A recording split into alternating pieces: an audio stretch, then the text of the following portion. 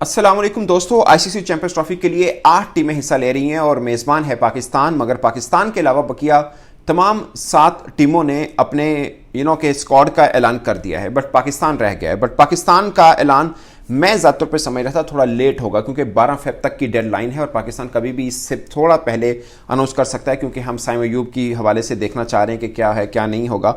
एक ही प्रॉब्लम है जो है वो है साइम अयूब के, वो अवेलेबल हैं या नहीं हैं। बट अब पाकिस्तान क्रिकेट बोर्ड की सिलेक्शन कमेटी ने यह फैसला किया कि इसी हफ्ते के एंड तक टीम की अनाउंसमेंट कर दी जाएगी। क्या मेडिकल पैनल ने उनको ओके कर दिया है कि साइम अयूब आपके लिए अवेलेबल है और आप उनको मतलब जब चैंपियंस ट्रॉफी शुरू होगी तब तक वो ठीक हो जाएंगे, आप उनका नाम डाल सकते हैं अगर आपने डालना है। क्या ऐसा हुआ है, या फिर पाकिस्तान सिलेक्शन कमेटी ये सोच रही है कि साइम अयूब को थोड़ा सा वक्त दिया जाए, फास्ट ट्रैक ना किया जाए, उनकी जगह पे कोई रिप्लेसमेंट डाल दी जाए। और पाकिस्तान का एक ही प्रॉब्लम है, वो है ओपन वाला, यानी साइम अयूब अगर नहीं है तो कौन सा हो सकते हैं। क्या हमें किसी ओपनर को डाल देना चाहिए, या बाबर या किसी और को ओपन करवा के नीचे मिडिल ऑर्डर या लोअर मिडिल ऑर्डर को एक्सटेंड कर देना चाहिए। या फिर एक और इशू जो अभी से क्रिएट हुआ कि पाकिस्तान ने जो वेस्ट इंडीज़ को के हराया, उसके अंदर साजिद खान की बॉलिंग एक के अंडर डिस्कशन रही कि आप इनको चैंपियंस ट्रॉफी में क्यों नहीं ट्राई आउट कर सकते, क्या उनको किया जा सकता है। ये 2-3 सवाल हैं।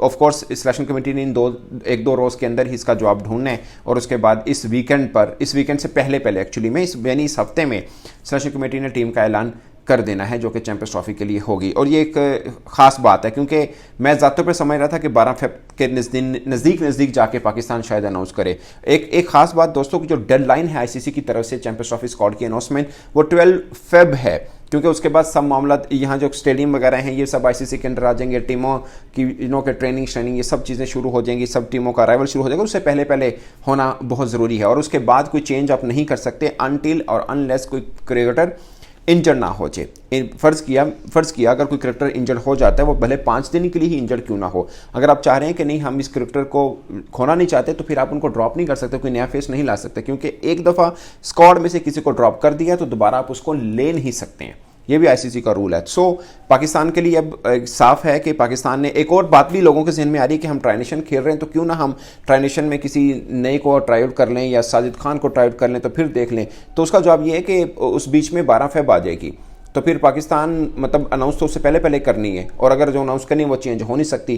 तो मुझे दोनों के ऊपर ये लग रहा है कि साइम के ऊपर पाकिस्तान क्रिकेट बोर्ड को कोई ना कोई फाइनल टेक लेनी पड़ेगी कि साइम है या नहीं है। और अगर इनके साइम नहीं है तो क्या हो, कि मतलब फ़खर तो हैं ही कि हैं वो होंगे, क्योंकि अब्दुल्ला शफीक फार्म के अंदर नहीं है, तो फ़खर बेसिकली उनकी जगह पे आ रहे थे, ना कि साइम की जगह पे आ रहे थे। ये फ़खर जमान ने भी अपने एक इंटरव्यू में कहा कि मैं साइम के अनफिट होने की वजह से टीम में नहीं आ रहा, मैंने वैसे ही टीम के अंदर आना था, मतलब उनको सिलेक्शन कमेटी ने बोला होगा। बट अब्दुल्ला शफीक की फार्म थोड़ी सी पतली हुई करके, वो भी बड़े अच्छे बल्लेबाज हैं, बट उनकी फार्म थोड़ी गिरी हुई है, तो फ़खर ज़माने तो ऑटोमेटिकली उनकी जगह पे आना था। अब सवाल ये पैदा होता है कि अगर साइम खुदा ना खासा अवेलेबल नहीं है, जो कि पीसीबी बड़ा होपफुल रहा है पिछले दिनों तक कि साइम अवेलेबल हो जाएगा, मेडिकल पैनल भी उनको कह रहा था कि जल्द से जल्द के साइम जो है वो बेहतर हो जाएंगे। मोस्ट प्रोबेबली उस वक्त तो ये बातें हो रही थी कि साइम शायद चैंपियंस ट्रॉफी के लिए अवेलेबल भी हो जाए, but at the moment selection committee इसके ऊपर क्या सोच रही है, मेडिकल पैनल ने उनको क्या फाइनल टेक दिया है, वो सवाल का जवाब अभी सामने आना बाकी है। बट मुझे लगता है कि ये इस वीक के अंदर सब चीज़ें क्लियर हो जाएंगी और टीम की अनाउंसमेंट भी सामने आ जाएगी, क्योंकि सिलेक्शन कमेटी की बड़ी बैठक तो इसके ऊपर बैठने वाली है। ऑफ कोर्स उसके ऊपर फाइनल रिपोर्ट पेश की जाएगी मेडिकल पैनल जो कह रहा है साइम के हवाले से।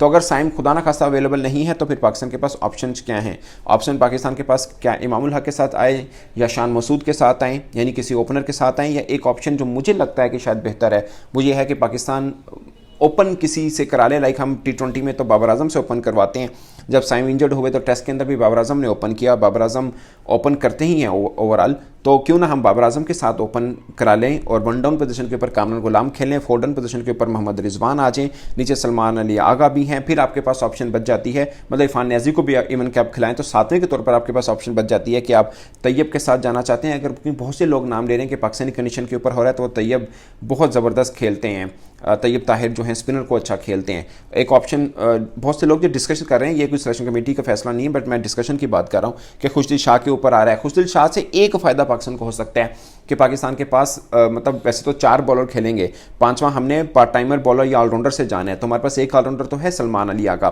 फिर आपके पास दूसरी ऑप्शन नहीं है। पहले साइम अयूब थे कि 3-4 ओवर वो कर लें, 5-6 ओवर सलमान आगा कर लें, तो ये गुजारा हो सकता था। अगरचे मुझे ज़्यादातर पर यह लगता है कि शायद ये गुजारा पाकिस्तान की कंडीशन में जहां पार्टी विकेट होती है वहां पे कॉस्टली भी पड़ सकता है, तो आपको 5 बॉलर के साथ जाना चाहिए या 5वां ऑलराउंडर देख लें कि कौन सा हो सकता है।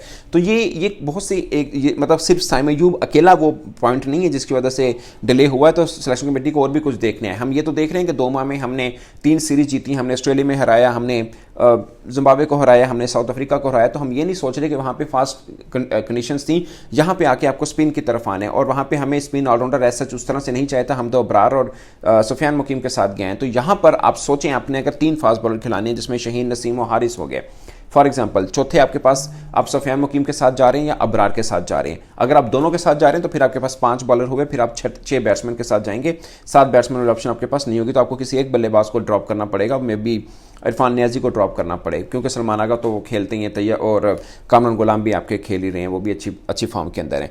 तो ये एक पाकिस्तान के लिए प्रॉब्लम है कि 5वां कौन होगा। अगर आपने खाली ओपनर ऐसा डालना है, फर्ज किया अगर साइम की जगह पे किसी ओपनर को ही डालना है जो बॉलिंग नहीं कर सकता, तो फिर आपको 5 बॉलर डालने पड़ेंगे। अगर आप कोई ऐसा ओपनर डाल रहे हैं जो बॉलिंग भी थोड़ी बहुत कर सकता है, तो वैसा ओपनर सामने आ नहीं रहा कि कौन सा ओपनर ऐसा है। मतलब शान मसूद रेगुलर बॉलिंग नहीं करते, पहले कभी क्या करते थे, इमामुल हक नहीं करते। अगर हम ओपनर की बात पे जाएँ, फर्ज किया अगर अब्दुल्ला शफीक के साथ भी वापस आ जाएँ, तो अब्दुल्ला शफीक भी नहीं बॉलिंग करते हैं, तो आपके पास ओपनर ऐसा ऑप्शन नहीं आ रही जो बॉलिंग करें। नीचे मिड ऑर्डर में आ रही है, फिर आपको मेकशिफ्ट अरेंजमेंट करनी पड़ेगी कि बाबर को आप शायद ओपन करवाएं, तो नीचे मिड ऑर्डर के अंदर आप कोई ऐसे बल्लेबाज को शामिल कर लें जो बॉलिंग भी कर सकता हो। May be Khushdil Shah, may be Iftikhar, but Iftikhar से बहुत से लोग मतलब समझ रहे हैं कि शायद उनका इंटरनेशनल क्रिकेट टाइम खत्म हो चुका है, बट मुझे लगता है कि वो अच्छे बल्लेबाज हैं, लोअर मिड ऑर्डर में थोड़ा बेहतर अच्छा खेल लेते हैं। बट जो इफ्तिखार अहमद के पास है वो सलमान आगा ऑलरेडी टीम के अंदर है, दोनों स्पिन करते हैं तो वो भी हैं। लेफ्ट आर्म स्पिनर के ऊपर खुशदिल शाह है। खुशदिल शाह के ऊपर एक प्रॉब्लम आता है कि वो शार्ट पिच के ऊपर फंसते हैं। जब इंटरनेशनल क्रिकेट में आते हैं तो शार्ट पिच के ऊपर मुखालिफ टीमें उनको निशाना बनाती हैं, कई बार मतलब वो आउट भी हुए हैं, कई बार वो खेल भी जाते हैं। अभी बीपीएल के अंदर भी 1-2 बार वो शॉर्ट पिच के ऊपर आउट ही हुए, बल्कि वसीम जुर्रे ने जो उनको आउट किया था वो, हालांकि उससे पहले वसीम जुर्रे की अच्छी खासी उन्होंने रन बनाए थे उसी ओवर के अंदर, मगर फिर शॉर्ट पिच के ऊपर ही खुशदिल शाह आउट हुए। पॉइंट इसके जिस वजह से उनको टीम से ड्रॉप किया गया था, मैं उस पॉइंट के ऊपर बात कर रहा हूँ। तो ये सोशल मीडिया के ऊपर डिस्कशन जरूर हो सकती है कि खुशदिल शाह भी एक कैंडिडेट हैं, बट सिलेक्शन कमेटीज़ पर कितना सीरीज है ये एक अपने आप के अंदर एक क्वेश्चन है। बेस्ट सिनेरियो इज़ कि आपके पास साइम अय्यूब अवेलेबल हो जाए।